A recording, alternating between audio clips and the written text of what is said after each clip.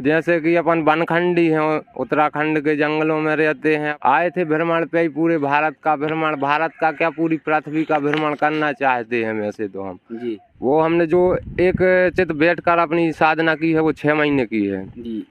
एक चित बैठकर, एक चित बैठ के। चिमटा है ये हमारा 10 नाम कोतवाल है। 10 नाम कोतवाल। हाँ, ये जब भी हम यहाँ आते हैं शमशान में ही अपनी आसन लगाते हैं। शमशान में। हाँ। दोस्तों, वृंदावन की इस यात्रा में मैं लगातार आप सबको त्यागी, तपस्वी, महान संतों के दर्शन करा रहा हूँ। मैं तो बोलता हूँ, लेकिन ये सब ठाकुर जी की कृपा से है, राधा रानी की कृपा से है, जो महान और त्यागी संतों के दर्शन आप सबको हो पा रहे हैं।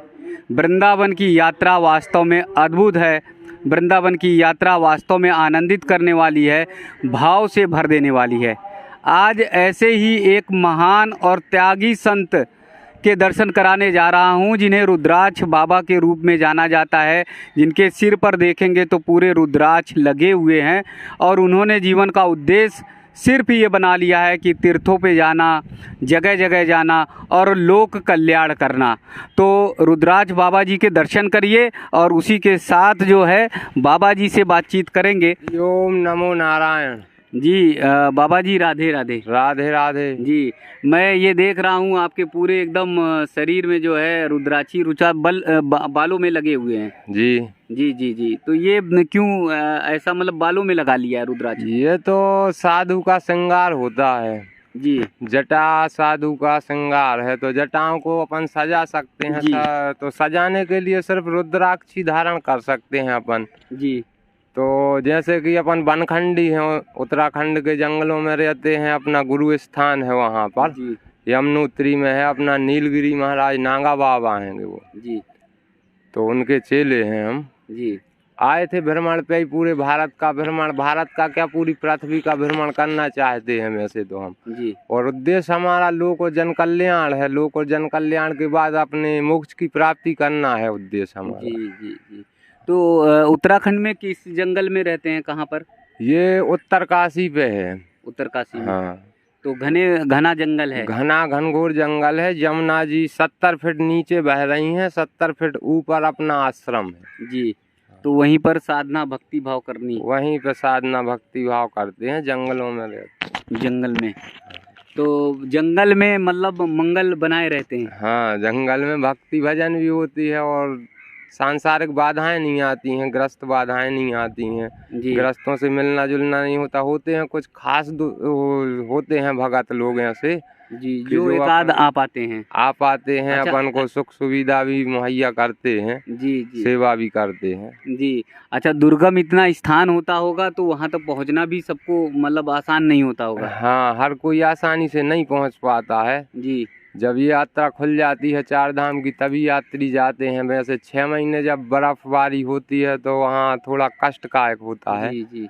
तो उस समय भी आप वहाँ बने रहते हैं? हाँ, उस समय हम लोग गुफाओं में रहते हैं। गुफाओं में? हाँ, तो अपने कुछ भक्त ऐसे रहते हैं कि जो 6 महीने अपने खाने पीने की व्यवस्था कर देते हैं। जी हाँ, तो चलता है, नहीं तो यात्रा तो बंद ही रहती है, कपाट बंद रहते हैं 6 महीने। हाँ, 6 महीने बंद रहते हैं। तो फिर भ्रमण चलता है हमारा ज़्यादातर। जी, भ्रमण करते रहते हैं। रुकना है जब तक रुकना है गुरु आश्रम में, नहीं तो भ्रमण ज़्यादा करते हैं। जी। तो ये रुद्राक्ष जो बालों में आपने लगा रखा है, तो इसको लगाते समय तो बड़ा मुश्किल हुआ होगा। कैसे कैसे लगाए होंगे? मैं देख रहा हूँ ये बाल और ये पूरा। नहीं, वो कुछ नहीं है, ये जी पूरी एक एक, हाँ पूरा मैं देख रहा हूँ, पूरे जटाओं में पिरो पिरो के लगाना। तो ये दिक्कत नहीं करता महाराज जी? नहीं, दिक्कत नहीं करता। अब थोड़ा अगर स्वरूप बनाना है, जैसे कि अपन साधना भोलेनाथ की करते हैं जी, तो उन जैसा थोड़ा वो स्वरूप भी तो होना चाहिए। अच्छा। तो अपना श्रृंगार तो जटाओं से और इन्हीं चीज़ों से होता है। जी जी जी। तो भोलेनाथ जी का स्वरूप भी इसी तरह का रहता था? वो भी औघड़दानी थे। हाँ। तो कभी भभूत लगा लेना, कभी सांप गले पे लपेट लेना और कभी जटाओं को बड़ा कर लेना। हाँ, हम भी करते हैं। वैसे जटाएं तो जो शुरू से होती हैं, फिर वो कभी नहीं, ये सिर्फ जटाएं बनती हैं 5 बार बनती हैं अपने जीवन में। जी। तो 5 गुरु संस्कार होता है, तो 5 गुरु होते हैं जी। तो 5 गुरु के नाम के जैसे एक गुरु ब्रह्मलीन हो गए तो उनके नाम से अपन मुड़वा सकते हैं जटाएं जी। तो ये सब 5 बार कर सकते हैं अपने 5 गुरु के नाम से जी जी। फिर इसके बाद नहीं। और बाकी माता पिता के नाम से पहले ही हो जाता है। माता पिता के पिंडा पार दिए जाते हैं जी। और तो वो पिंड पार दिया आपने, सब कर दिया? हाँ, वो प्रयागराज में यानी दीक्षा लेते समय सब अपना अंतिम संस्कार कर लिया है। फिर इसके बाद संस्कार दूसरा होता है। तो आपका दूसरा जन्म हो गया है संत के स्वरूप में। जी। तो भ्रमण करना जीवन का लक्ष्य है? हाँ, भ्रमण करना और लोक जन कल्याण करना और मोक्ष की प्राप्ति करना। जी, बस यही है। जी। तो कैसे आया मन में भाव आया, संत कैसे बन गए, कैसे घर गृहस्थी छोड़ दी? अब कुछ हमने ऐसा देखा या कुछ अपन पूर्व जन्म का भी बोल सकते हैं, क्योंकि कुछ संकेत मिलते थे हमें स्वप्न में, तो यही स्वरूप दिखता था बार बार। फिर आकर्षण भी हमारा हुआ, साधु संतों की सेवा भी हमने की, तो हमें वो मार्ग सही लगा। और बाकी में ये सब तो माया है, जब तक काया है, जब तक कि ये माया है, फिर इसके बाद कुछ नहीं है। जी जी। आज रिश्ते हैं, और वो भी आज के रिश्ते आप देखोगे कि कलयुग का प्रभाव है, सिर्फ स्वार्थ के लिए रिश्ते हैं और बिना स्वार्थ का कोई रिश्ता नहीं है। जी। इसलिए अपन सब कुछ त्याग दिया। तो आपने रिश्तों को समझ लिया कि ये स्वार्थ के रिश्ते हैं? स्वार्थ के हैं, स्वप्न है एक, जैसे कि अपन ने स्वप्न देखा था, वो स्वप्न अब खत्म हो गया। तो अब ये आए हैं, होश में आए हैं। हाँ, कि ये होश है, यानी जो संतों का अब अपन चेतन हो गए हैं। चेतन कैसे हो गए कि भगवान ने जब अपन को यहाँ भेजा था तो सिर्फ भक्ति के लिए भेजा था कि भाई भक्ति करना।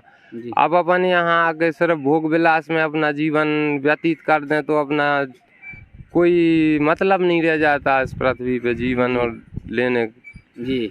तो इसलिए अब साधुती जीवन जिएंगे। जी, भजन कीर्तन करना और साधु जीवन जीना। बस जप तप करना, भजन करना, घूमना।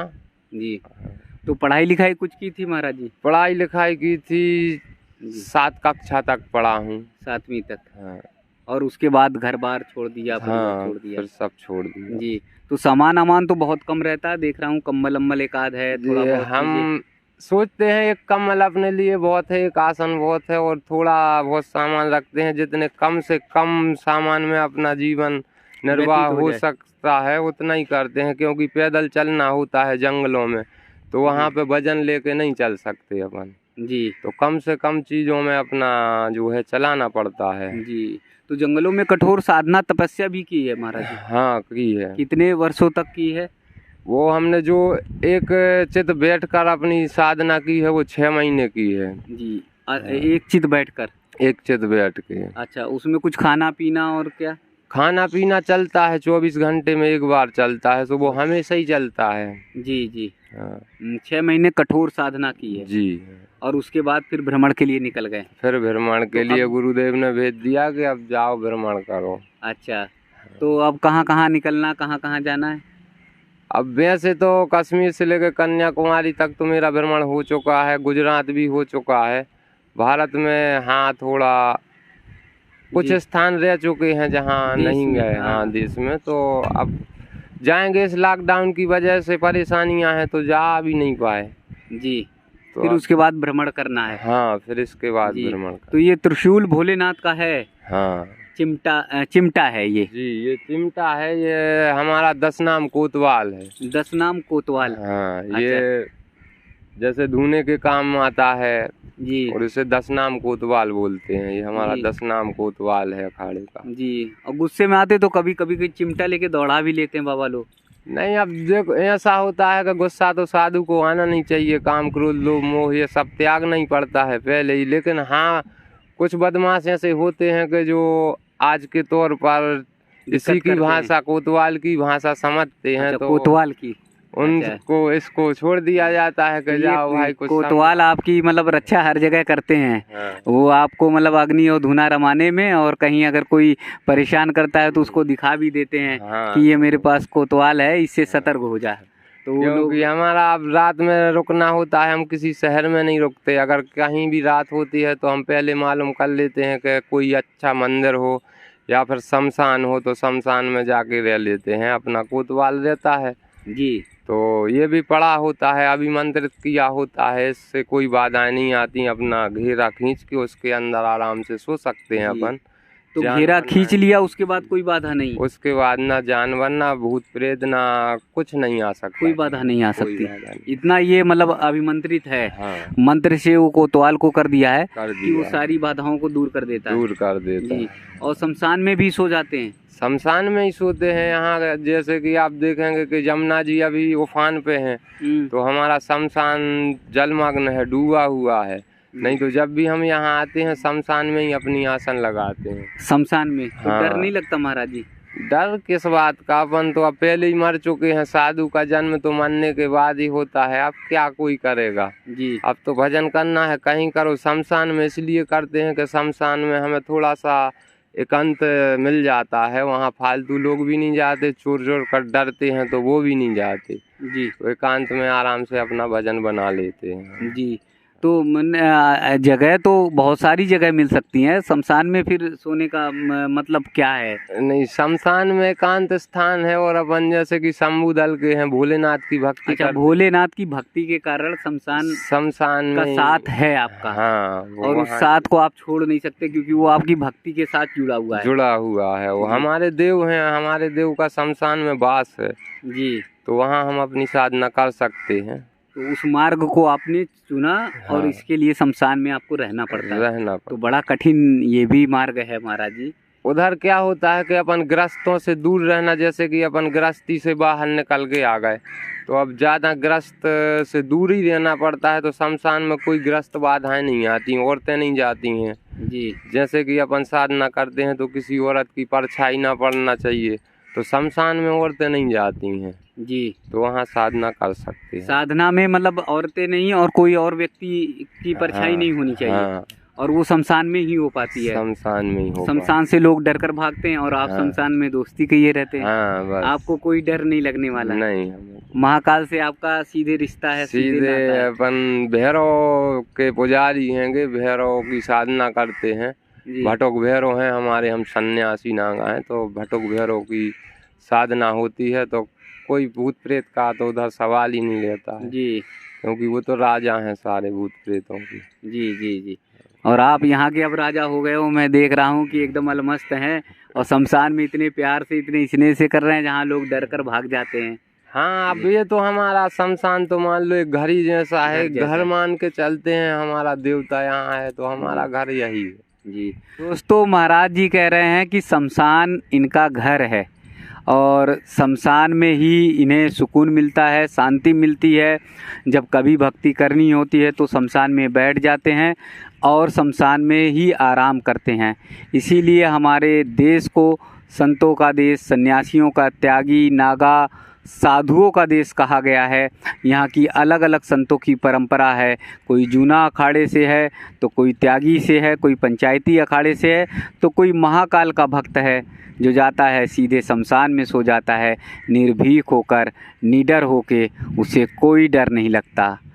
दोस्तों, वृंदावन की इस यात्रा में ऐसे ना जाने कितने त्यागी और महान संत मिलेंगे और संतों की परंपरा को जानने का मौका भी मिलेगा कि उनका जीवन कैसे होता है, उनका त्याग और समर्पण कैसे होता है। वृंदावन की इस यात्रा में लगातार ऐसे ही महान त्यागी तपस्वी संतों के मैं दर्शन आप सबको कराता रहूँगा।